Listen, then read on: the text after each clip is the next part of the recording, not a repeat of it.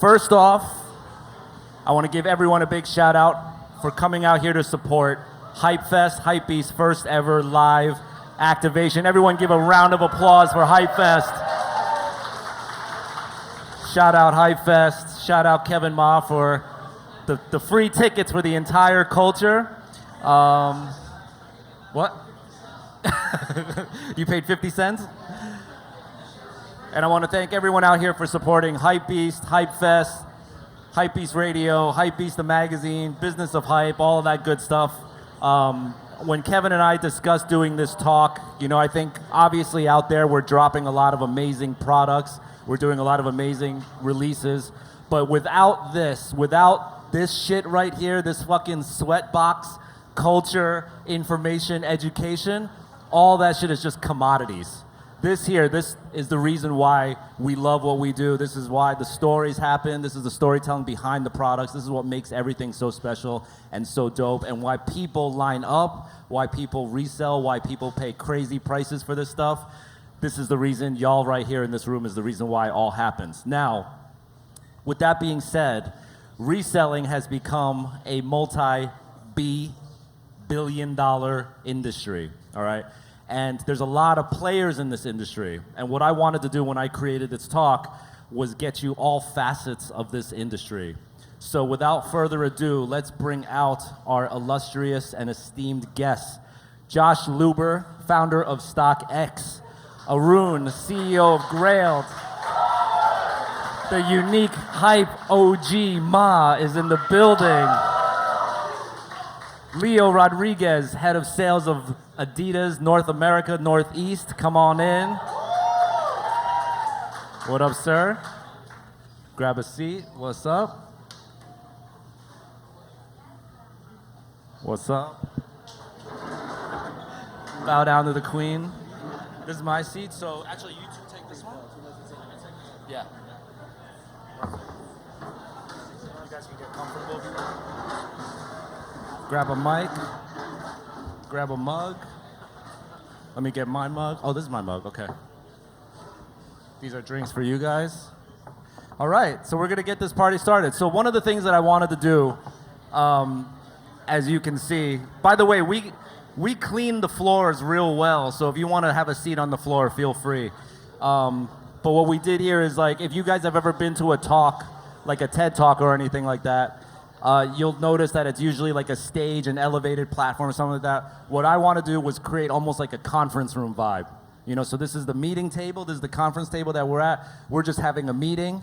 You guys are in attendance of this meeting. I didn't think all of you would show up, this many would show up, but you guys are in attendance of this meeting, and I want to have a conversation with you guys. So definitely, we're going to have audience Q&A after this, after we get to know these guys and how they've come along in their path. So let's get it started, man. So I'll start over here on my left.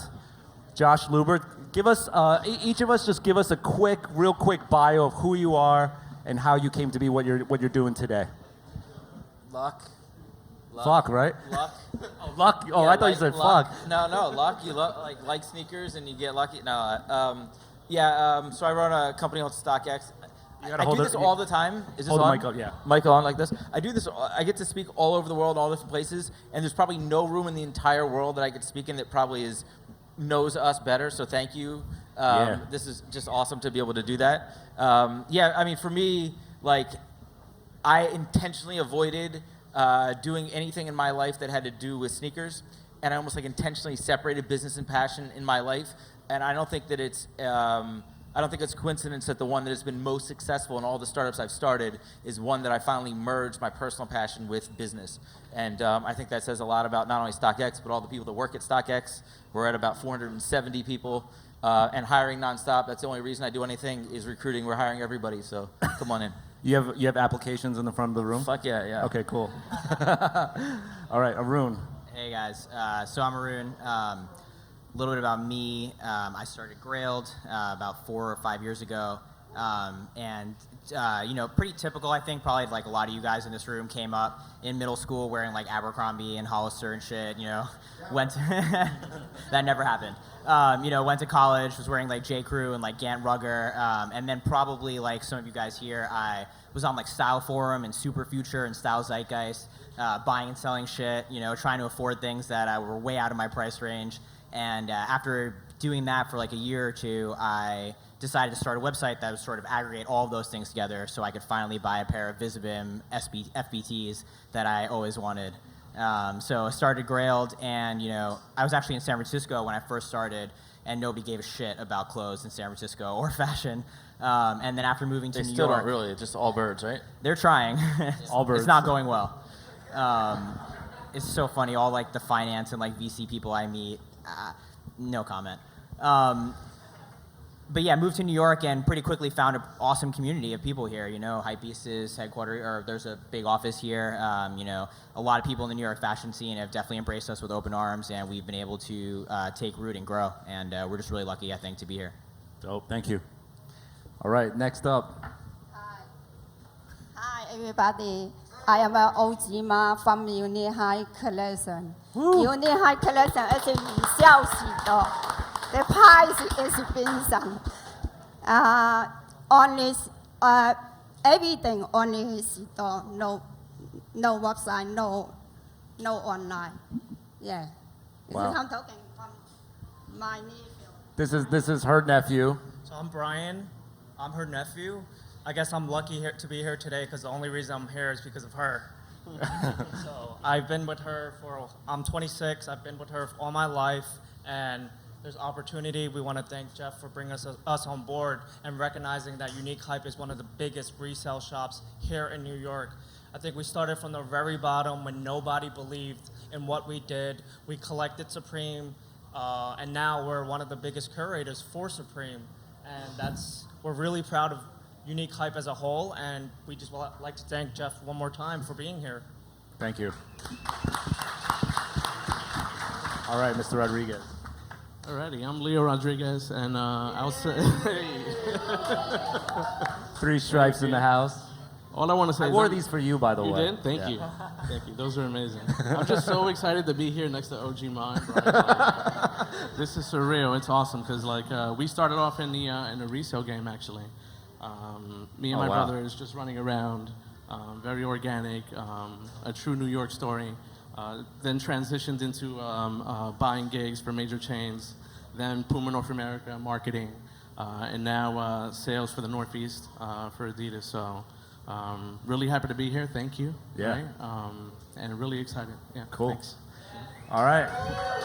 Let's hop right into it because I do want to let the audience speak as well on this. But Josh, real quick, and I'm going to ask everyone the same question. Everyone here knows, this. We don't need to give a dissertation on this is why people resell goods. All of you know why. So give us the current state, how you see it. What's the state of resale right now today? Acceptance. For 33 years, the brand and the primary market has had a willful blindness policy towards the secondary market. Everything they do created it, and they benefited from it. Nike and Jordan in particular, right? 33 years dating back to '85 and the first Jordans. For us, I started working on the business that became StockX in early 2012, and the conversation I'd have with the brands in 2012 were, "Ooh, this is really cool. We should do something." And then the second conversation would be, "Ooh, you know what? This is the resale market. Maybe I better talk to my boss." And then the third conversation was total silence, no returning phone calls, no returning emails, just totally ghosted. And I get it. I totally get why that's happened. But the tenor of the conversation today between the primary and secondary markets is the same way that has evolved in ticketing, which is that almost everybody at this point understands it's not going anywhere. It's a massive part of the market itself. So let's all figure out how to work together as opposed to combat against each other. Right. You mentioned ticketing as a good example. When I was growing up trying to get Nick tickets, you had to go to the shady guy outside of MSG and hope that he wasn't an undercover cop and get arrested. And now there's StubHub.com, which is essentially that guy but privatized, you know? And StubHub is the official resale marketplace of Major League Baseball, right? Yeah. That's not like a company that they said, oh, we'll just let them go. They created a partnership. That's Right. literally like StockX being the official resale marketplace of Nike or of Adidas, and we'll talk later about that, right? Right. But like that is 100% what happens, and ticketing did it first. Yeah, definitely. Arun, how do you see resale and the culture of just, marking up dollars on like clothing? And your model is a little bit different because like you deal directly with like the consumers, right? Yeah, definitely. I see resale in two main areas. I think the stuff that Josh is totally right about acceptance and how the culture of buying stuff for retail and scarcity and selling it for higher prices definitely was really frowned upon to start out with, and the parallel with ticketing is like totally spot on. And now it's become more and more acceptance. I think when I say two areas, I think that's one specific piece of it where it's like, let me cop these sneakers at retail, let me get lucky on the Adidas app or what have you, and then sell them, for a markup. And then there's also the other aspect of retail where people are just kind of getting rid of fashion or trying to like exchange fashion amongst each other. So like there's Balenciaga resale, there's CDG resale, there's Visvim resale, there's Robert Geller resale, and that stuff isn't selling a lot of it for more than it sold at retail. Some of it's selling for less, some of it's selling for half, some of it is selling for more. But I think the clothing resale is completely different than the sneaker resale. And they're both really exciting. And I think that if I could say one thing about the hype resale, where people are like, "Oh, fuck you for buying this." Maybe I shouldn't have cursed. Sorry. Where people are buying stuff at retail and then selling it for more. I think it's basically just capitalism, right? It's like if you aren't standing in line and getting access to this stuff, then if you can sell it at $600 or $1,000, like somebody else can buy it who wouldn't have been able to buy it before. If you think about no secondary market existing, then once it sells out of retail, that shit's gone. And that kind of sucks too, So like love them or hate them, like resellers are here for a reason. Yeah. Sorry, real quick. If there's one thing that we think StockX is about, it's about access. It's that point, right? It's access. It's not even things that are hyped. It's the things that came out 2, 3, 4 years ago that just aren't there anymore. It's access. So with fashion more so than footwear, there's almost like a sustainability thing happening, right? Where it's like it's almost accepted now that you can get spring 19 of this collection and then like almost trade it out for like fall 19. Totally.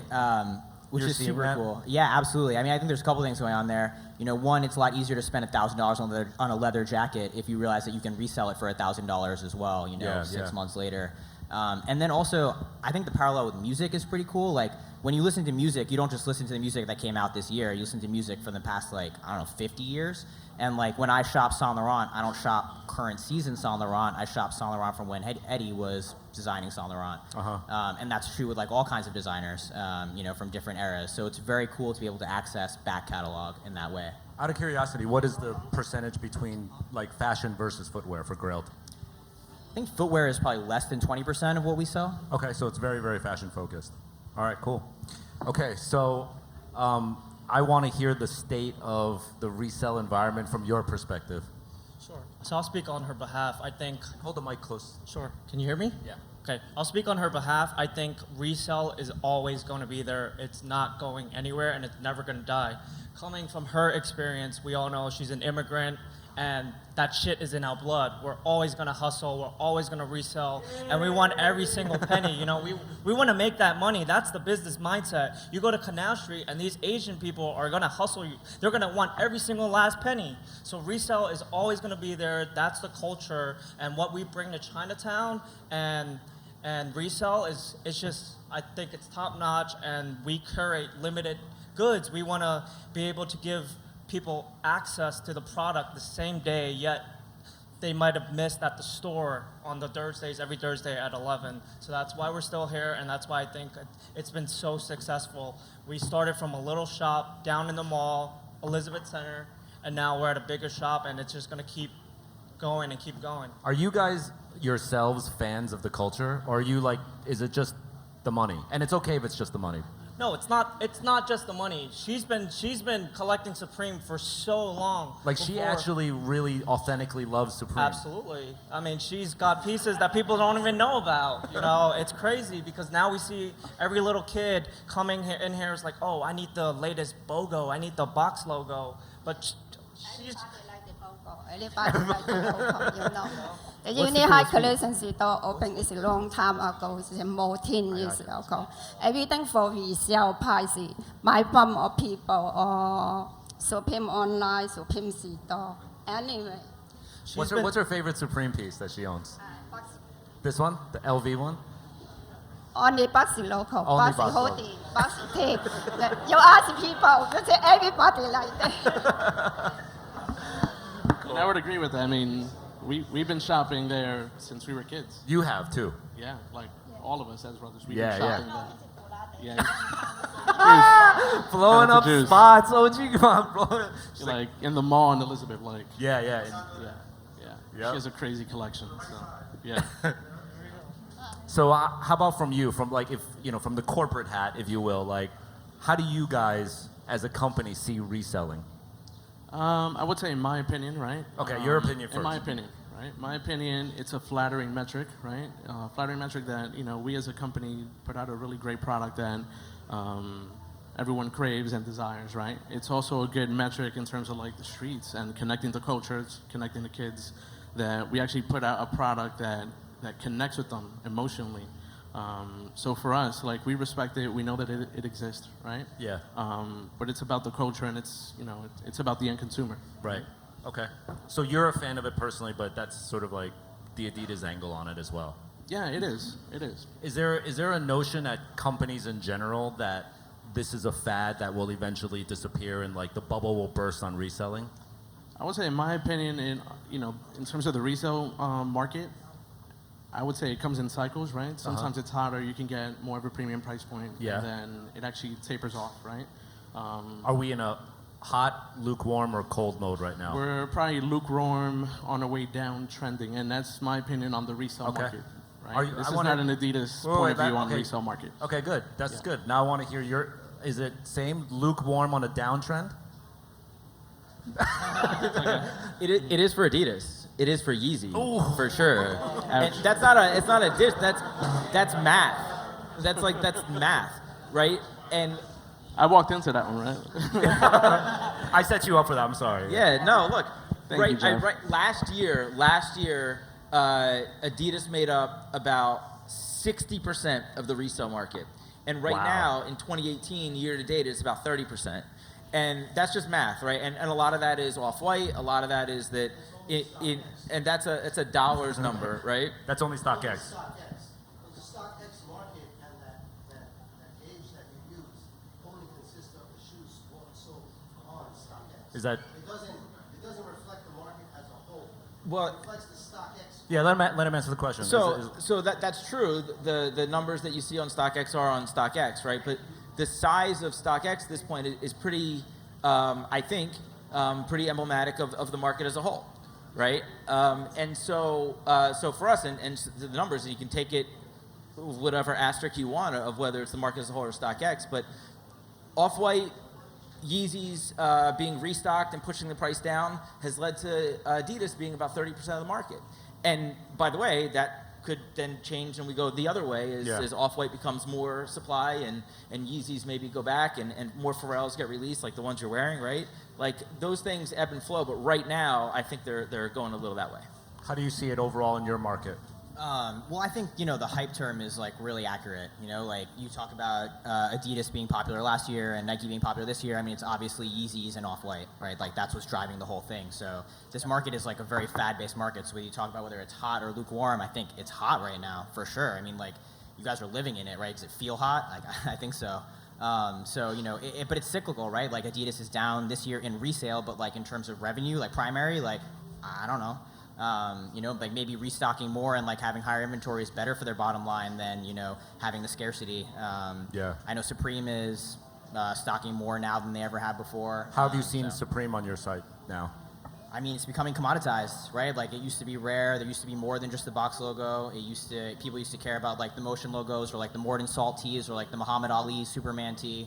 But now people are like, give me box logos, just like she's saying. And all the prices are coming down. Yeah.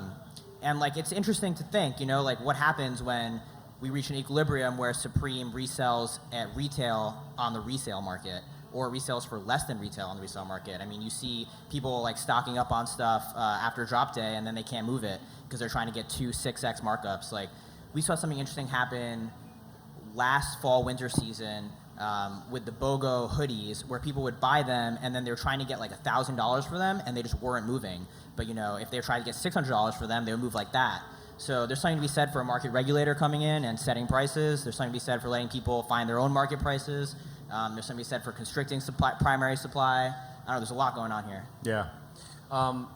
You know, the age-old question of resale is about supply versus demand, right? And I wanted to get Matt from the NP, the National Footwear, you know, publication on here, because he thinks that, like, you know, once you increase the supply, nobody wants that good anymore, right? And I want to ask you guys, recently, Supreme highly publicized deal where they became valued at $1 billion corporation, and in doing that, they had to increase their output, increase their sales, increase availability. Have you guys seen a change ever since that news happened?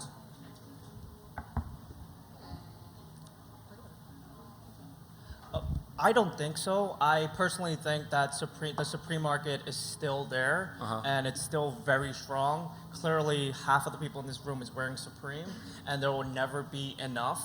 So I can understand that a business and a business model always grows, but when something grows this big, I still don't think they're at their peak.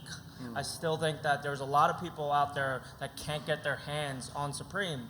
So for them to be expanding and having a $1 billion investment or what they're worth, I think it's still good for us as a resale shop, and the demand is still pretty much there, and we're always going to believe in it, just like we did 10 years ago and 15 years ago. Yeah. I mean, these two guys have different ways of sort of calculating how the goods are, right? How do you guys calculate when you get a good in? Like, is it just your experience and gut reaction, or do you have like a spreadsheet or some sort of mathematical equation? How do you price it? We're old school, you know. These guys got computers, we got registers. They got inventory, and we got notebooks. Wow. So, you know, a lot of the inventory is in her head. I asked her, do you have this piece? And she'll tell me yes. And, you know, I wouldn't know. It's crazy. And, you know, I think with their analytics, they're very high tech. They got computers. And for us, we own every single thing we have. So right, you bought it at retail.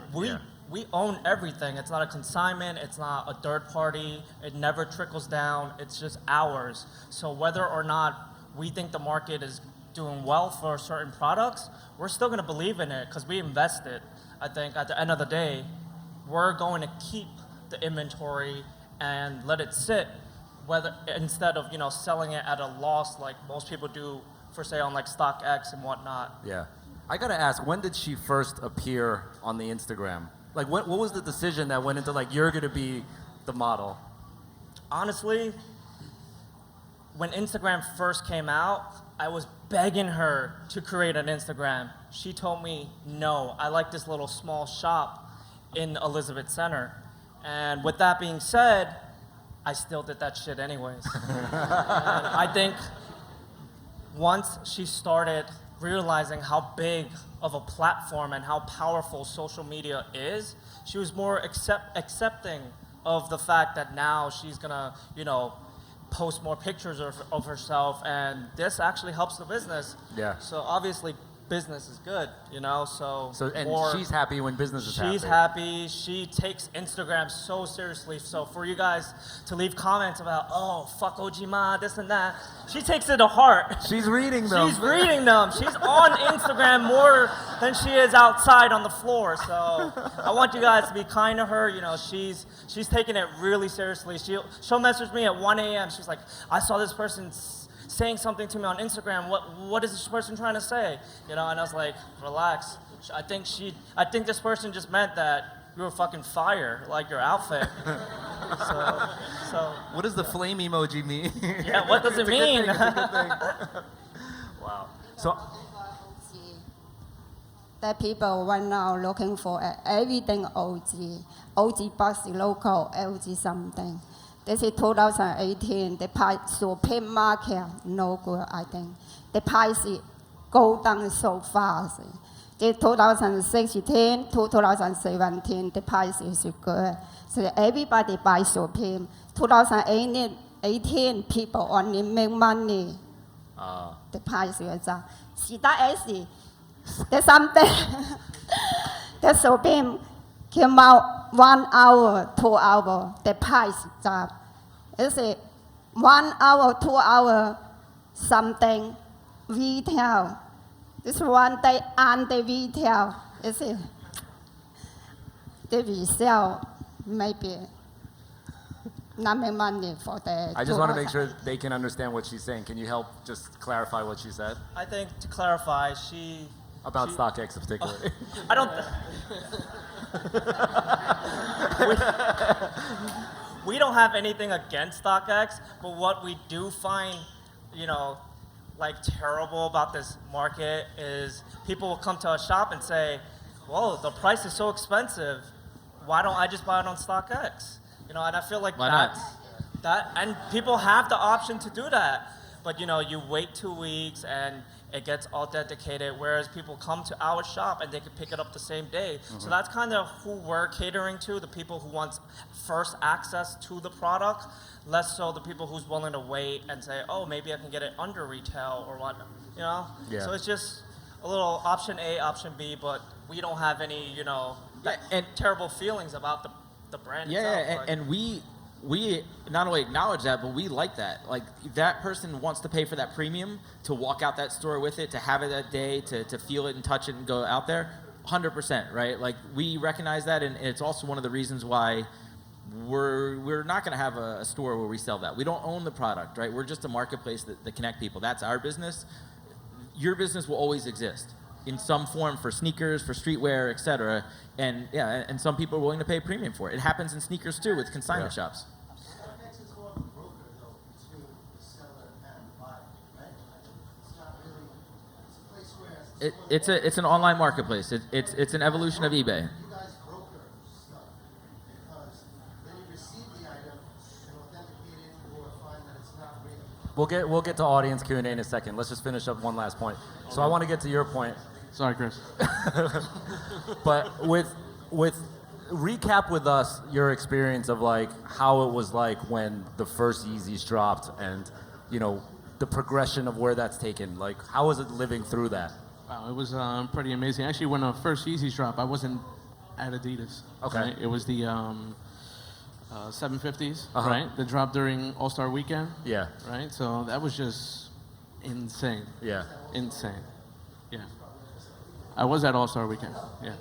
But it was insane because of, no one knew where to buy them. Yeah. Or how. It was just a very obscure drop. And now, from that drop leading into now, where it's like such a huge part of the business and the market, it's insane, right? Right. And how do you feel now that like there's talk of increased quantities and all that stuff? Is it just part of doing business?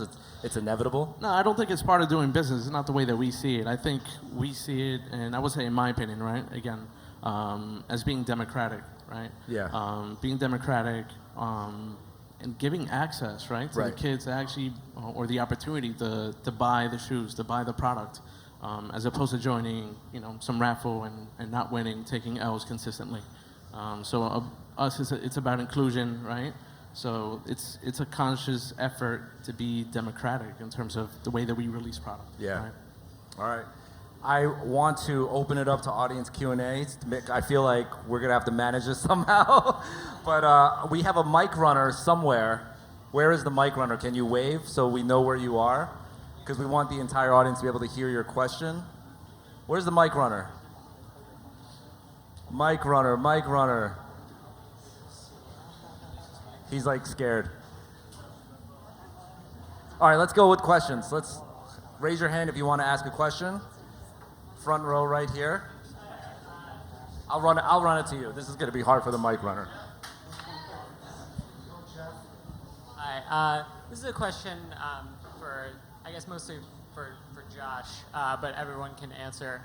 I'm curious to find out about the increased financialization of streetwear, and especially like, are people trying to do things like short sneakers or like create derivatives? Like, what is the future of like the financial instruments connected to sneakers and fashion?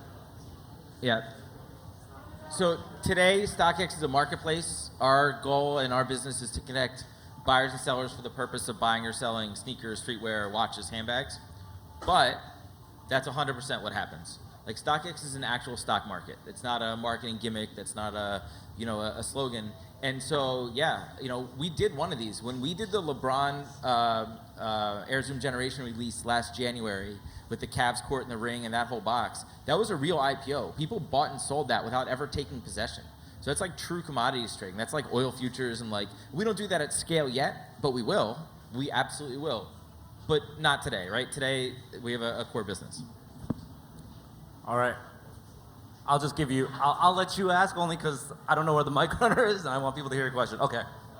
This is for OG Ma.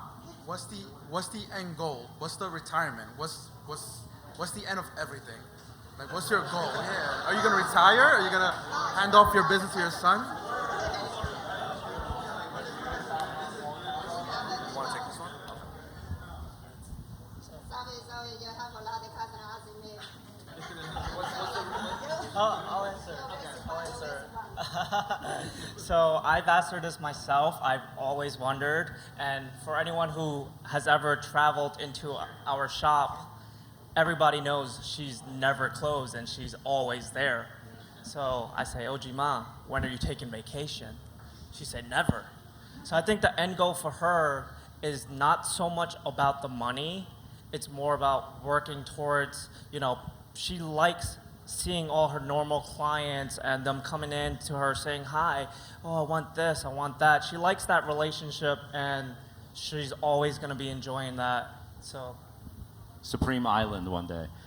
Just buy an island. Supreme Island. All right, who's got another question? I want to try to go in the back. Okay, they're all in the front. All right, this lady here in the purple. Oh, you're gonna get a mic. Me? Oh. Yeah. Hi, I just wanted to ask Josh, so you said that Yeezys are kind of over, or they're going over. So what would you say if you had to recommend maybe 2 or 3 things to be watching now that are going to be hitting? So certainly Yeezys are not over. Don't let me. You said on the Right? decline. I'm glad he answered that way. Yes. Yeezys are not over. Yeezys are not But over. on the decline. So I'm just curious, what's the new fad? They still sell more, right? It's just as a dollar amount because when Adidas puts out so many more pairs, the price goes down, which may be good, and it maybe more people are able to buy them.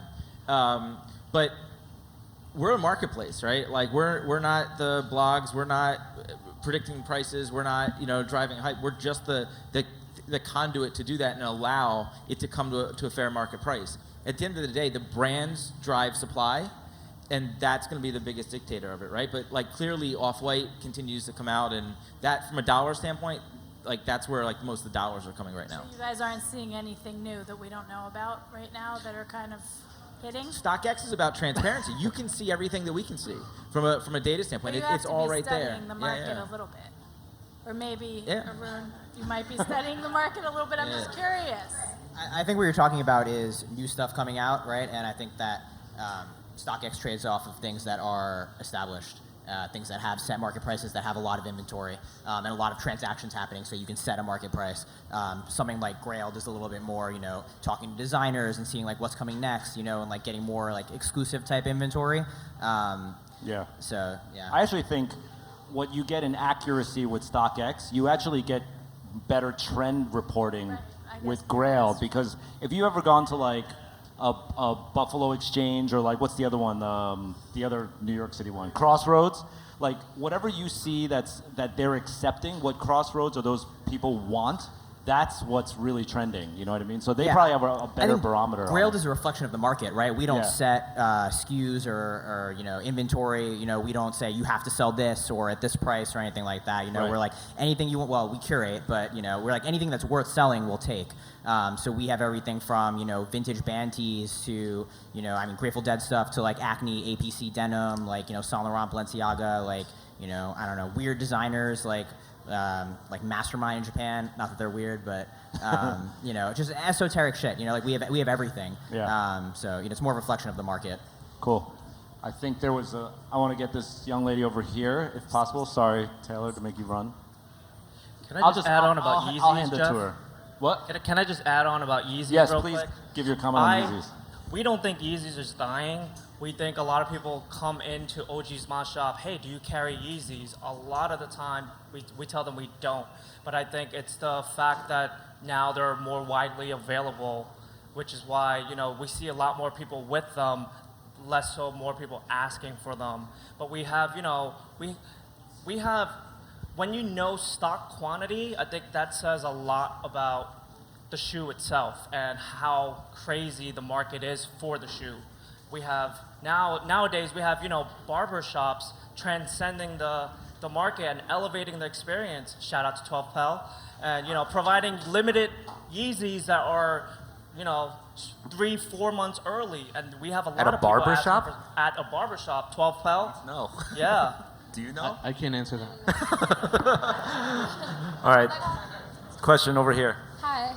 So my question is for Aaron because I'm a female reseller. I sell both vintage and also sometimes like easy apparel, whatever. I saw that Grailed has now done heroin, and I wanted to know what prompted that like separation in that entity, and also what is the future of that. And also, I think there should have been a representation for that on this panel, but that's just me. So just wondering. A representation of what? For heroin. Oh. Female growth. So yeah, what, I mean, and also just talk about female reselling as a whole too. Totally. I think the female market is super interesting. So the reason why we did heroin was because we had a lot of women on the Grailed platform who were like, hey, why don't we have a space for this? Why aren't you guys encouraging us? Like, please make a Grailed for women. And I think the reason why we decided to make a separate website, you know, very contentious decision, even internally in the company, was that Grailed is always about community. You know, it's about style journeys, it's about, you know, discovering new brands, discovering new pieces, and like really being more able to express how you feel on the inside through what you wear on the outside, feeling comfortable and like confident in your clothes. But it really is about this like sense of community that people come together on Grailed to sort of like discuss this stuff and like access pieces. And I think what we really wanted was to create a separate space where heroin could sort of form and like develop its own brand identity, its own community of itself. And I think attaching it to Grailed would have just like made it harder to grow from not from like a dollars perspective, but from like a style and like a brand perspective. And that's what's important to us, you know, that's what we care about, giving people a space to sort of like create and like make that their own community. So yeah, we're super proud of heroin and like what it's doing right now. It's pretty industry specific, you know, it's like very vintage and fashion-y, you know, it's like Alaya dresses and like, you know, I don't know, very specific designers. So it's a little esoteric, but you know, there's a lot of cool inventory on there, and there's a vibrant community that's like forming and developing. For sure, I actually love it, so no shade. Love that I can find like vintage and like Hypebeast wear, so good job with that, but thanks. Thank you. All right, any other questions? Let's do this one sitting down right here, front row. This question's for Josh. With the amount of volume you guys receive for shoes and everything, how easy or hard is it to authenticate everything? All right, I'll repeat that just in case people didn't hear it. He asked about how easy or hard is it to authenticate sneakers? Yeah, our largest team in our entire company is the operations team and the authenticators. I think we have 60 or 70 sneaker authenticators at this point, and we'll probably double or triple that as fast as we can, right? And that's to fulfill that. At scale, it's a really efficient process, but every single person has to be trained, and it takes at least 90 days to get a single sneaker authenticator up and running. And then it becomes a hierarchy process and mentorship, and there's a whole lot that goes into it, and so you have people that are more senior and not. But yeah, I mean, and that was a commitment. We came out of the holidays last year where the business grew and we didn't have enough capacity to process everything in one day. And so from the day we got through the holidays last year, that was the #1 priority, is to do that, and we'll keep doing that. On a similar note, you guys buy, like, you don't take consignment from other customers, right? So you get it all from Supreme? Not necessarily. We get it from other people as well. Okay, so is there an authentication? Absolutely. Okay. We buy from loyal people, so from people who's been coming to the shop for years. So we'll always be authenticating the product. She knows her product very well. She's been collecting, so if it doesn't pass her eyes, it's not going anywhere. That's dope. That's dope. There's like a curatorial eye left, you know. It's not like a I mean, no disrespect to an army of 50 people, but it's great that she is like still the. Like I said, I'm here to hire. So when you're done hiring, the head authenticator in charge. All right, I think we have time for a couple more questions. Yeah, I mean, pass the mic over, sure. Israel. My English bad. I come from Panama country, just for festivals. Okay. But I want to ask you about the Sean Wotherspoon comment about the StockX. fuck yeah, keep going. Yeah, he say about the fake stuff that come from StockX. So what he's asking about is Sean Wotherspoon made a comment on Instagram a while ago, basically saying that he was not a fan of StockX in so many words. Well, what did he say? I don't even know, so I want to know exactly what he said. It was some version of that he sees a lot of fake stuff come in to round two with from StockX. It's with fake the StockX, from StockX. yeah, label on it. Yeah, but here's the thing: is people make fake StockX authentication tags. Like for over a year, people have been making fake StockX authentication tags, and so just because that tag is on something doesn't necessarily mean that that product came from us. And so there's no way for us to be able to do that. He took that down shortly after, and he and I have talked about it offline, and he recognized it. I get how it's frustrating for him coming in where people are trying to scam him by doing that, but at the end of the day, like, we can't control what someone does with that tag afterwards, and you know that's part of it. So yeah, he took that down. We're cool. Another comment about that is that I sold in StockX in Panama. I sold it in Panama and shipping to United States. But I tried to sell it in round two on another store in California and say me that same two was fake. Only because the boss is different in other country. Yeah. I can't answer that. Yeah, I don't in other country, the boss come different. They have There are labels on boxes that come from different distributors throughout Nike, throughout Adidas, Yes. all over the world. There's EMEA, there's Europe. I don't have the details of I don't know the details of what we're talking about. But we can. Because it's real, but in Yeah. that store, then confirm that the shoe is real. That is thanks for StockX for verify the. I get it. So two things. First of all, we can talk offline and help you about any specific issue. But this is a part of becoming a global company, right? From here, I'm going to Europe tomorrow. We're having a launch in London to become a global company. And to do that, you need to be local. And that's why we're going to London and have an authentication center in London.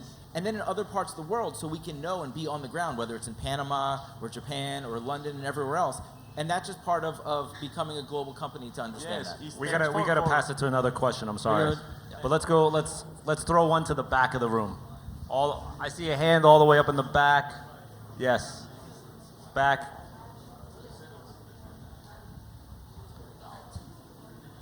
My question is for Josh Luber. How come there's not a lot of older stuff on StockX, like pre-2014? Like, if I want to buy like a 2011 burgundy box logo, like, I got to resort to like Facebook groups and stuff. But if I want to buy like a 2016 box logo, it's easier, even though it's more expensive, to go to your service. Yeah, we create the product catalog, right? We create the product catalog. After that, the buyers and sellers are the ones that buyers sell it. So there's just less of that product in the marketplace. And if we don't have that on our site yet as the catalog, it's just a function of we haven't gotten there yet, right? We have about 75,000 products on StockX, and it just takes a while to continue, because a human being does that. Like many human beings do that, in fact, to add those products to the catalog. So it's those two things, right? It's just there's not as much liquidity for older products. Yeah, why don't you have that's OG also pigeon why dunks? Grailed is great.